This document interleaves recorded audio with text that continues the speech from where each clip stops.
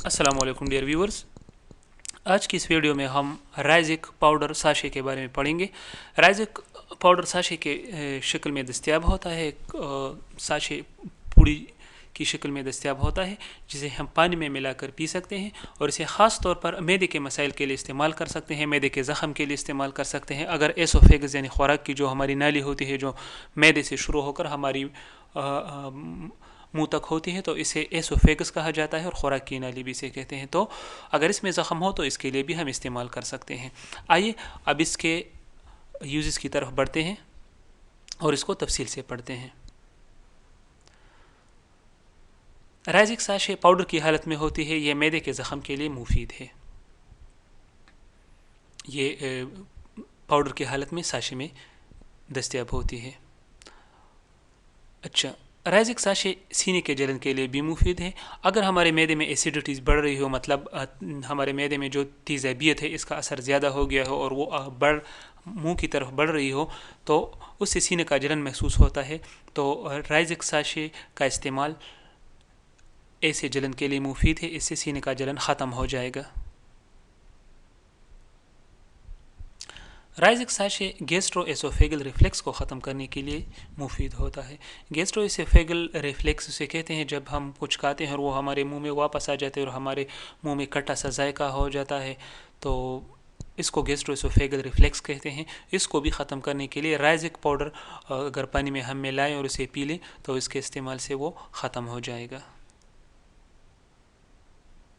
अगर एसोफेगस यानी ख़ुराक की नाली में ज़ख़म हो तो राइजिक साशे का इस्तेमाल इसके लिए मुफीद है।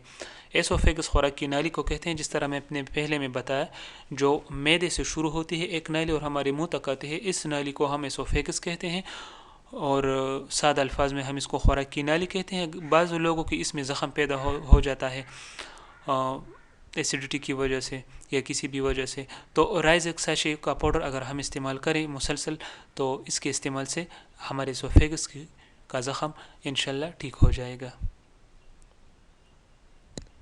राइजिक साशे गैस्ट्रिक अल्सर के लिए भी मुफीद है।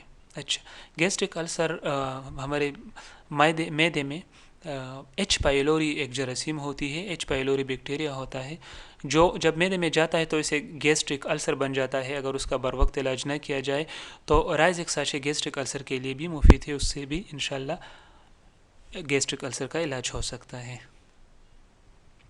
राइजिक साशे मैदे में तेज़ाब के असर को कम कर देती है और हाजमे की ख़राबी दुरुस्त कर देती है। अगर हमारे मैदे में ख़ुराक हज़म नहीं हो रहा, हमारा हाजमा ख़राब हो रहा हो और हमारे मैदे में तेज़ाबियत ज़्यादा हो, तो इन दोनों के लिए राइजिक साशे बेहतरीन है। राइजिक साशे के इस्तेमाल से कब्ज़ ख़त्म हो जाता है। बाज़ लोगों की दायमी कब्ज़ होता है, अगर राइजिक साशे हम मुसलसल इस्तेमाल करें तो इंशाल्लाह इसके इस्तेमाल के कुछ ही दिन बाद कब्ज़ ख़त्म हो जाएगा। राइजिक साशे मैदे के जलन के लिए मुफीद है, जिस तरह हमने पहले पढ़ा। इसका जब मैदे में एसिड ज़्यादा हो जाती है, सब एसिड की मिकदार बढ़ जाती है, जो हमारे मैदे में हाइड्रोक्लोरिक एसिड होता है, तो राइजिक साशे के इस्तेमाल से ये जलन ख़त्म हो जाएगा, तेज़ाबियत कम हो जाएगी। अच्छा, हमल के दौरान अक्सर उल्टियाँ लग सकती हैं, वो मैदे के प्रॉब्लम की वजह से होती है, तो ऐसे हालत में भी आप राइजिक साशे इस्तेमाल कर सकते हैं। हमल के दौरान कोई रिस्क की बात नहीं है, इंशाल्लाह उल्टियाँ ख़त्म हो जाएंगी। राइजिक साशे मेल और फीमेल दोनों के लिए मुफीद है। अच्छा, इसका इस्तेमाल किस तरह होता है? मैदे में ज़ख़म के लिए एक साशे रोज़ाना आधे गिलास पानी के साथ मिलाकर पिए, 6 से 8 हफ्तों तक इस्तेमाल करें, इंशाल्लाह मैदा का ज़ख़म ठीक हो जाएगा। अगर ख़ुराक की नाली में ज़ख़म हो यानी एसोफेगस में ज़ख़म हो तो 4 से 8 हफ्तों तक रोज़ाना एक साशे, मतलब डेली एक साशे पानी में मिलाकर पिए, इंशाल्लाह एसोफेगस का ज़ख़म भी ठीक हो जाएगा।